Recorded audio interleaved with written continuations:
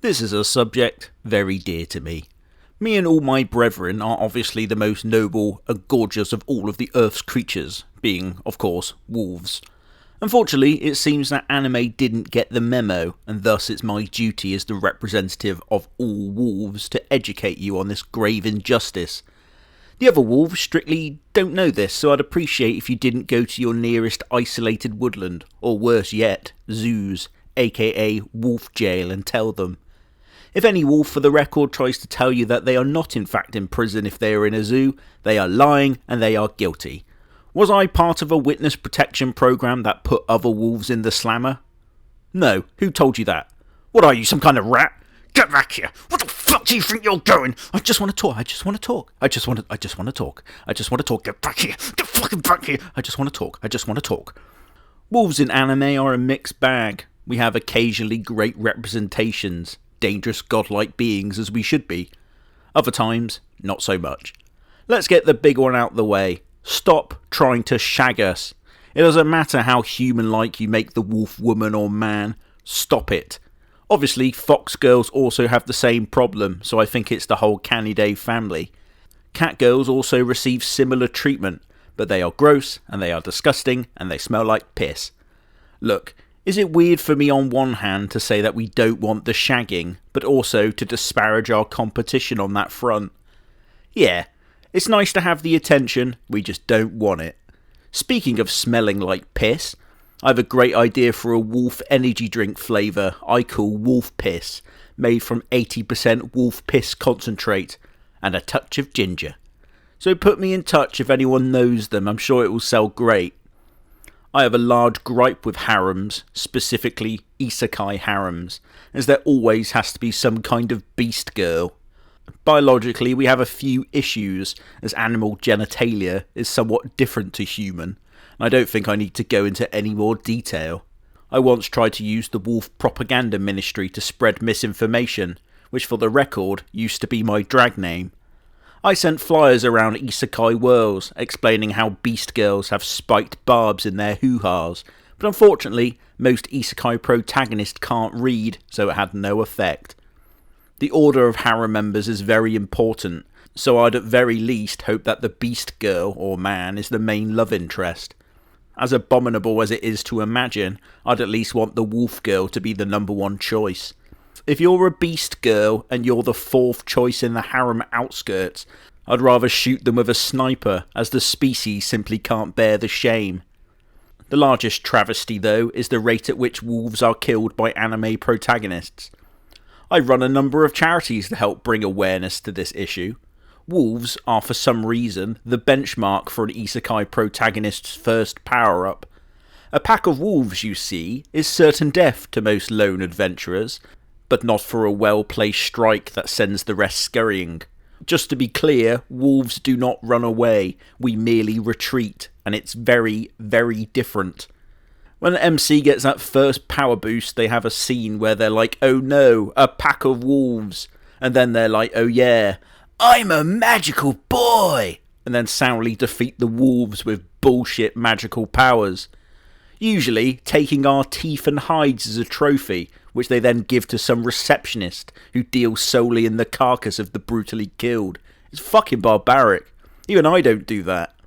Mainly because taking trophies from my victims, aka dinner, is the easiest way that a full investigation by the authorities doesn't occur, lest there be some kind of Woodland Hill serial killer. I usually write next to the bits I don't eat, "It was me lads, don't worry," with a giant stick, and that usually works. Guild receptionists are some of my biggest ops. Don't let them fool you with their kind demeanour and unusually big tits. They deal solely in death. Imagine one in real life and imagine how that interaction would go. They're like, I'll give you a $5 to go kill some lemur, and if you skin them and fashion them into a hat, I will pay you double. That is a lunatic. Then you add the idea of paying people to go kill quote-unquote bandits.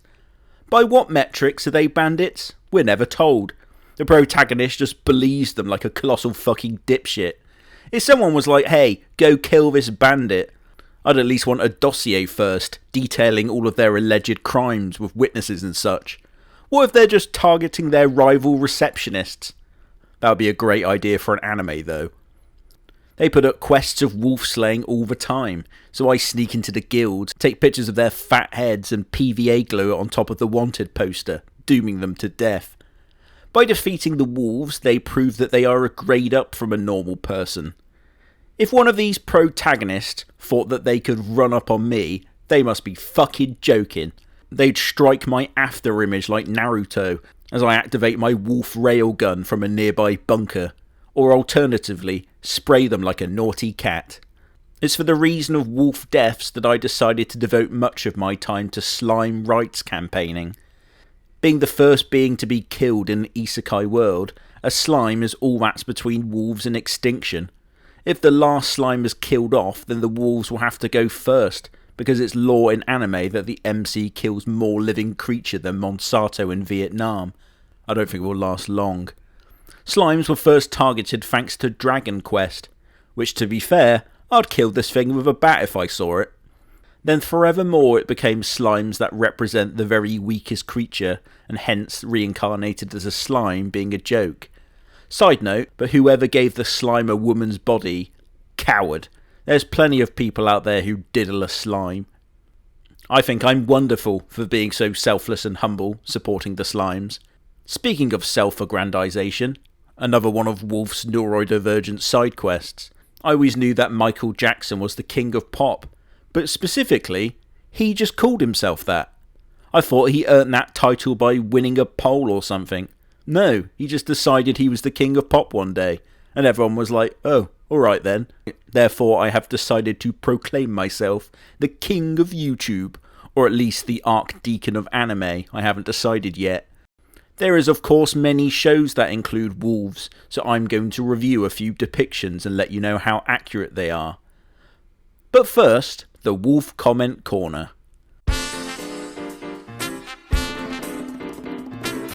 Wolf, do you have a pack? Oh, I knew this question was coming. It's a 50-50 chance that the commenter might be my mother asking why I haven't produced a litter of pups as I lead a glorious, well-renowned wolf pack. Truth is, I live alone at the wolf cave, and I assure you it's by choice and not because women make me nervous.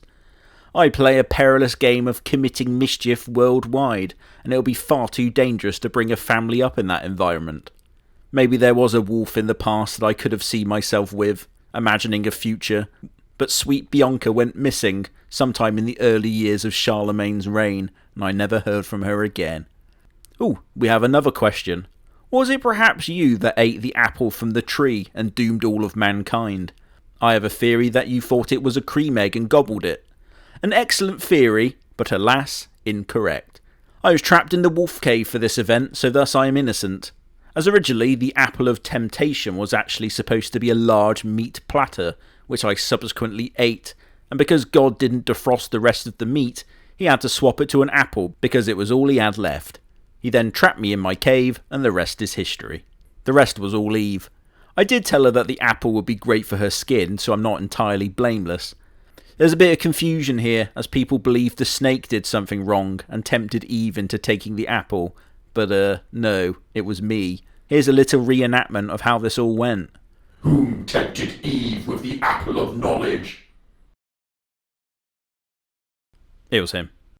Spice and Wolf isn't the idea of a great night for single mums in my area, but is actually an anime, wouldn't you know. Straight away, big problem here. Spice and Wolf tells the story of a travelling merchant and a wolf deity. I've not seen her once at the animal deity once in a millennia convention, so I reckon she's lying her arse off. I keep sending letters written in the blood of my victims to anime authors whenever they use a wolf, mythological creature or deity in their works. It's inaccurate and it's offensive to me. This constitutes a terroristic threat apparently, and I keep getting something called a court summons written in this strange language I've since identified as Japanese. However, they should know by now that I'm not turning up. Bang your little gavel, you big cloaked dickhead. I don't care. I'm not coming. I was delighted that he wasn't a travelling slaver, as this was made in the good old days of pre-isekai. The biggest feature of the show is the slow build of sexual tension between the two characters. I always thought sexual tension was the cramp I get after thrusting for around 20 to 30 seconds. I'd also like to clarify that when I say review, it's more me watching something until I get bored or being simply too sweaty in the weather to continue. I'd be pretty angry as the wolf, having to sit on a wagon. Before the recession struck, I used to be carried around on a giant bed by oily men, as I eat a various assortment of exotic berries. Beastars, or Bestars, I don't know, is the worst representation I've ever seen of a wolf, and that's saying something. As unequivocally furry bait, it tells the story of a wolf going to school, where a classmate's murder sees suspicion fall upon him and tests his friendship with a rabbit classmate. A wolf that's renounced violence? What a fat little pussy. How dare he call himself a wolf? He better stay where he is right now. The missile strike is on the way. It's launching now. Rabbits can suck shit through a straw for all I care. Me and Mr. Tortoise go way back from when we served together during the war, and you wouldn't believe what that rabbit was saying to Mr. Tortoise before the race. It was abnormally racist, and not in a fun way. It was just mean. For the record, the parable of the tortoise and the hare does leave out a few points of the race, which is probably for the best. It gets much harder to tell children the importance of patience when you actually say that the hare lost, not because he fell asleep from his own hubris, but because I knocked him out clean with the Wolf family brick. Beastars is very casual with its racism against wolves by framing us as heartless monsters who devour the weak. That is completely false. We also devour the strong if there's enough of us. Chilling in another world with my level 2 super cheat powers. Oh, okay. Chilling in another world is not what Thatcher is doing in hell, but is actually about a guy who marries a wolf beast. Firstly, gross. There's a great debate of interspecies marriage in the wolf community. I personally count myself as a detractor, camping outside clinics and such. I think consensual relationships are fine, if not disgusting, but you better be far enough down the furry scale. For the record, the official position of the wolves on the furry scale is here. Mainly because we lack thumbs, so we struggle to wrestle ourselves free if a human grabs us. Have relations, sure, but just don't have any offspring, please. Imagine the little freak that would pop out from a wolf girl and a Japanese teenager. It would look closer to the baby from PT, or at least some kind of jellyfish with fur. The best thing you can do for them is leave them in the forest for ants. This show is interesting in the sense that it's not. He just wants to relax in the new world, but he's just so powerful. He has a pretty good rage moment, I'll give him that, where the wolf girl gets gravely injured. Obviously, I'd fucking tank that, no problem. I reckon there's a reason he's keeping her alive. I reckon because much like Craster from Game of Thrones, he needs to sacrifice a child to keep the White Walkers away. And by White Walkers, I mean Caucasians. Controversial take from me, but Asians would definitely shag Beastkin, and Caucasians would kill them all, and you're lying if you don't think that's true. As a black icon, as we've previously established, I can speak for the black community in that they would definitely stay out of this one.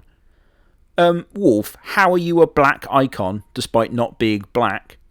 Hold on, let me get my colour dropper. Bet you feel stupid now, don't you? Anyway, it's more because of my actions in the early Black Panther movement, which I eventually left after they didn't name it the Black Wolves. The Wolf Girl is number 1 in the harem, which I support, begrudgingly. But I don't support the agricultural lifestyle they employ. Making a wolf do agriculture is quite degrading. Whilst we are the number 1 cultivator of what goes on to be black tar heroin, we certainly don't fuck with corn, unless it goes Campfire Cookout in Another World I don't like, as it feels like product placement to me. It's positioned as a sort of feel-good, low-stakes isekai, but I just can't shake that this is some kind of corporate brainwashing.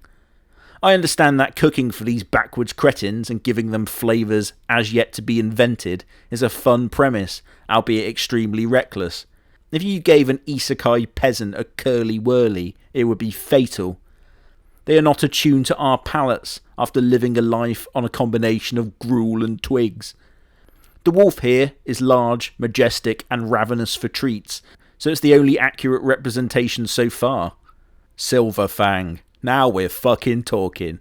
This is very realistic. This is what I'm doing besides making content and pissing about. Mainly battling anime bears and doing dope shit. Not sure who the human boy is. I think some kind of manservant. I think this might be me. It looks like me. There was that time in 1986 after my time being kidnapped in Bolivia, as I mentioned in a previous episode, where I dabbled in this special jungle powder I found in these isolated sheds, buried next to large pits filled with money. I subsequently blacked out and woke up during the Chernobyl nuclear disaster in the same year, but with an oddly large amount of graphite tips in my paw. I assume I must have shot this show in between those two dates. It's still a mystery as exactly what I did at the power plant. The authorities believed I averted a much larger tragedy, but I don't know. I could only watch this in German, so fuck knows what they're talking about. Wolves usually communicate through growling and pissing on objects, so marks down for accuracy. You want to hear something shocking? I am thoroughly entertained. No clue what's going on, but it's wolves and dogs doing shit. So if I can't translate it, then there's no chance for anyone else. The main plot point of episode 1 is feral dogs trying to eat ducks. And it was riveting. This is entertainment, though it might be in my DNA. The same way that humans enjoy Latinas throwing it back crazy style, this is wondrous to me. Obviously, the fools didn't lure away the guard dog, which is a rookie mistake. But this is for pups as a learning experience, so I think I'll let them off. It's like being upset as a parent that Tinky Winky probably doesn't pay his phone bill. With media and performance, you sort of just have to give it a chance and not be so uptight. Something that I battled when I used to be a host at Skeggy Butlins. 2 rubber ducks, 22. 2 rubber ducks, 22.